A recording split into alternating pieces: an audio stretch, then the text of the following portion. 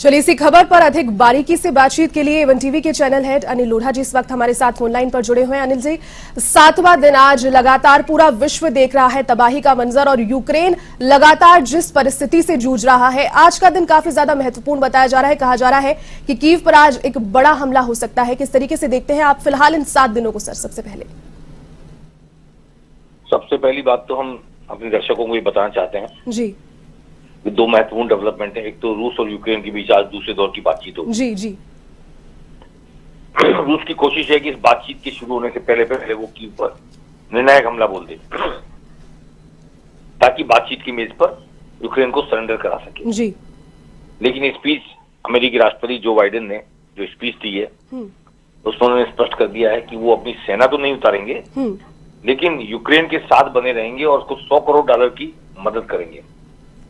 अब ये $100 करोड़ की मदद सैनिक साजो सामान के रूप में होगी, दवाइयों के रूप में होगी, खाने पीने चीजों के रूप में होगी, या युद्ध के बाद पुनर्निर्माण के लिए सहयोग के रूप में होगी। अभी ये स्पष्ट नहीं है, पर इस घोषणा से ये जरूर है उन्होंने रूस पर एक दबाव बनाने की कोशिश की है जी।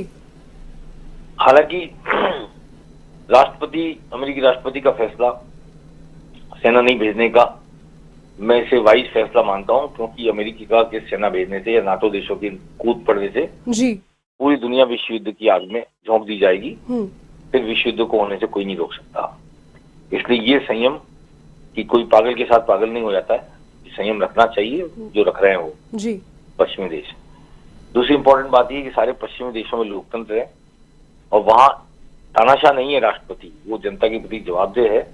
इसलिए वो अपने सैनिकों को युद्ध की आग में झोंक के मरने के लिए भेज दे, ऐसा करना संभव नहीं है, क्योंकि उन्हें जनता को जवाब देना पड़ता है, अपने देश के लोगों को जवाब देना पड़ता है, चुनाव लड़ना पड़ता है 5 साल बाद उनकी पार्टी को। बिल्कुल। इसलिए क्योंकि रूस में तो तानाशाही है, पुतिन अकेले फैसला लेने वाले हैं, इसलिए उन्होंने फैसला कर लिया और युद्ध कर लिया। अब जो यूरोपियन यूनियन है और अमेरिका है, उसने अपना एयर स्पेस रूसी विमानों के लिए बंद कर दिया गया है। तो दुनिया भर में हजारों रूसी नागरिक जो फंसे हुए हैं वो अब रूस नहीं लौट के जा सकते। एक समस्या, एक बात तो ये रूस के लिए पैदा हुई। दूसरा, रूस का शेयर मार्केट काफी धड़ाम से गिरा है और रूसी कंपनियों पे आर्थिक नाकेबंदी का असर होना शुरू हो गया है। रूस के बैंक की संपत्ति जब्त कर ली गई है, रूस के बैंक को काम करने से रोक दिया दुनिया भर में, सेंट्रल बैंक को। पुतिन और उनके समर्थकों की नजदीकी लोगों की जो संपत्तियां दुनिया में कहीं भी थी तो वो भी जब्त कर ली गई हैं। ये आर्थिक सैंक्शन लगा करके कोशिश कर रहे हैं कि रूस को वार्ता की टेबल पर लाने के बाद झुकाया जाए और युद्ध बंदी के लिए विवश किया जाए। जी। रूस चाहता है कि ऐसी कोई नौबत आए उससे पहले कीव पर कब्जा कर ले। तो अभी दुनिया के देश सीधे युद्ध तो नहीं करेंगे, लेकिन विश्व बैंक से भी अभी खबर आई है कि यूक्रेन को $300 करोड़ मिलेंगे। तो यूक्रेन के समर्थन में दुनिया में बहुत बड़ी खेमेबंदी हुई है, बड़े दुनिया की काफी बड़ी संख्या में लोग, यहाँ तक कि जापान भी अमेरिका के साथ है इसमें जी, और वो रूस के खिलाफ है। तो इसलिए यूक्रेन में कोशिश ये होगी कि किसी तरह रूस वार्ता की मेज पर आकर यूक्रेन पर बमबारी बंद करे, सबसे पहली कोशिश ये होगी। उसके बाद हो सकता है कि अमेरिका ये घोषणा कर दे या नाटो देश घोषणा कर दे कि हम इसको नाटो में शामिल नहीं करेंगे जी। तो रूस फिर अपनी सेनाएं वहां से हटा भी देगा। लेकिन जैसा कि पुतिन ने सोचा था कि 7 दिन में वो कब्जा कर लेंगे, मैंने भी युद्ध शुरू होने के पहले दिन ही बोला था कि ये 4 से 7 दिन का युद्ध होगा जी जी। रूसी सेना का आकलन था कि वो 7 दिन से पहले कब्जा कर लेंगे, क्योंकि यूक्रेन के लड़ाकों ने जबरदस्त लड़ाई लड़ी है बिल्कुल और हथियार डालने से मना कर दिया, मरने को तैयार हो गए, जिसका आकलन रूस पहले नहीं कर पाया था जी जी। इसलिए इतनी भारी बमबारी, इतने खतरनाक बम इस्तेमाल करने के बाद एक तरह से मैं इसको मानव वध की संज्ञा देता हूं, जो मानव वध कर रहा है रूस, इस मानव वध के बावजूद भी यूक्रेन झुका नहीं है और राष्ट्रों के आत्मनिर्णय के सिद्धांत के हिसाब से वो एक स्वतंत्र राष्ट्र के रूप में खड़ा हुआ है। वो संयुक्त राष्ट्र का सदस्य भी है और एक प्रभुसत्ता संपन्न राष्ट्र है। तो इसलिए उसके 7वें दिन युद्ध की अगर वो खड़ा हुआ है, लड़ रहा है और ये लड़ाई लंबी खींचेगी तो पुतिन इसमें नुकसान में रहेंगे और पश्चिमी देशों की सैंक्शन धीरे धीरे रूस को कमजोर करेगी जी। उसके बाद रूस वार्ता की मेज पर समझौता करने के लिए विवश हो सकता है। बिल्कुल। इस बीच में अपने दर्शकों को बताना चाहता हूं कि रूस ने यूक्रेन के टीवी टावर पर हमला किया जो कीव में था, उसको उड़ा दिया है जी। अब इसमें 5 लोगों की मौत भी हुई है टीवी टावर पर हमले में, और अब यूक्रेन के चैनल किसी भी टीवी चैनल पर नहीं दिखाई दे सकते। जी। तो यूक्रेन का जो प्रचार तंत्र है उसको ध्वस्त कर दिया है, और अपने नागरिकों में भी जो घर पे बैठ के टीवी देख रहे होंगे उनमें भी कोई आत्मविश्वास फूंकने की कोशिश होगी, कोई और संदेश देने की कोशिश होगी, उस पर एक तरह से पाबंदी लग रही है रशिया की तरफ से। वो संभव नहीं है, टेक्निकली खत्म हो गया है, प्रसारण रुक गया है रूस के यूक्रेन के चैनलों का।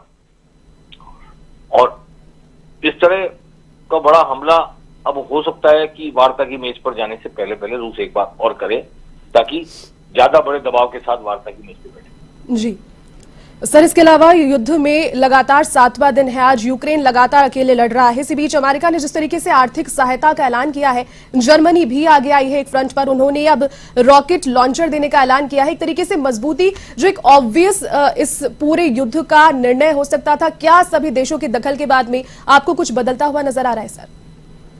मैंने युद्ध शुरू हुआ उसके दूसरे दिन या उसी दिन ये कह दिया था कि नाटो देश फैसला लेने में इतनी देर लगाएंगे जब तक यूक्रेन लुट चुका होगा। तो वो हमारे यहाँ कहते हैं हुजूर आते आते बहुत देर कर दी जी। अब ये रॉकेट लॉन्चर देंगे, कुछ भी देंगे, वो पहुंचेंगे, युद्ध में मदद होगी, तब तक कितनी देर हो चुकी है सबको, पूरी दुनिया को पता है। इसलिए इनके फैसले में देरी भी यूक्रेन को भुगतनी पड़ी है जी। और फैसले में देरी के बाद भी वो फैसला नहीं है कि सीधे लड़ाई में कूद जाएं, मदद का ही फैसला है। तो इससे ज्यादा बड़ी ताकत तो वो है जो प्रतिबंध लगाए गए हैं जी। खास तौर पर जो हजारों रूसी नागरिक फंस गए दुनिया में, और अब वो नहीं जा पाएंगे। और रूबल पर व्यापार बंद हो गया दुनिया में। रूस की जो मुद्रा है जी। रूबल का दाम 40% गिर गया है, रूस के बैंक नकारा हो गए हैं। इसलिए ये दबाव भी रशिया को, लेकिन ये ऐसे दबाव नहीं है कि 24 घंटे में झुक जाए रशिया। इसको इन दबावों का रिएक्शन आने में, इन दबावों का प्रभाव आने में टाइम लगता है 5 से 7 दिन का।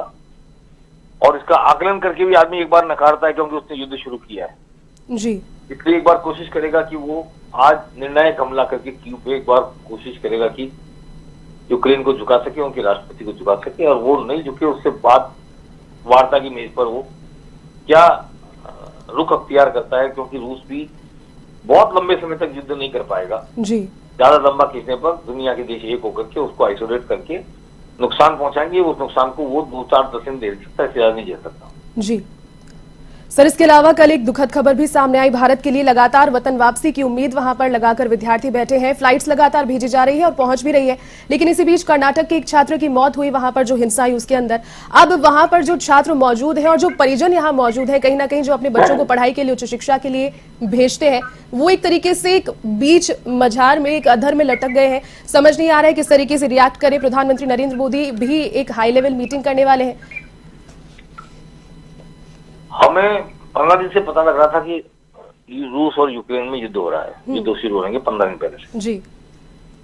लेकिन टाइमली न तो विद्यार्थी जागे, न उनके अभिभावक जागे, और न सरकार ने एक्शन लिया।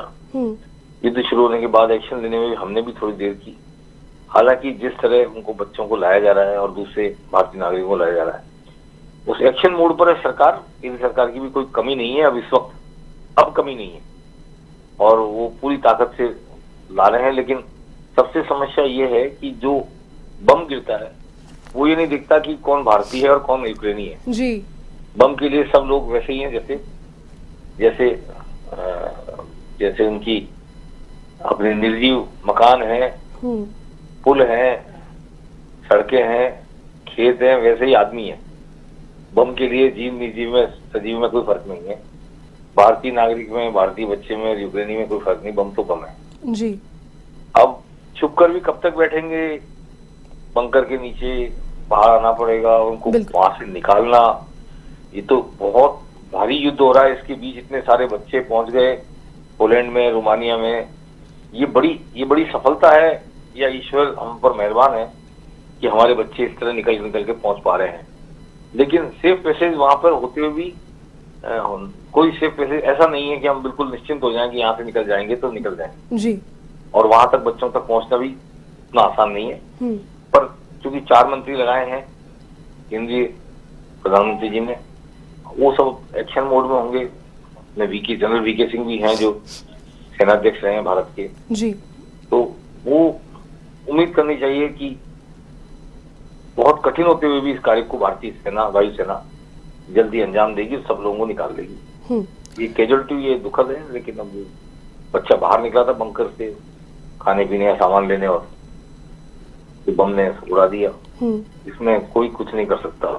जी सर, इसके अलावा जो आपात ऊर्जा का एक सवाल कई बार सुर्खियों में बना भी है इस युद्ध के लगातार बाद से, पहले दूसरे दिन के बाद ही हो गया था कि आपात ऊर्जा का जो संकट है पूरे विश्व पर गहरा सकता है, भारत पर स्पेशली। लेकिन भारत ने ये कदम भी उठाया है, उन्होंने कहा कि समय रहते इस पर भी ध्यान दिया जाएगा और स्ट्रैटेजिक रिवर्स से तेल रिलीज अब किया जाएगा अगर स्थितियां आगे और भी ज्यादा विकट होती है तो।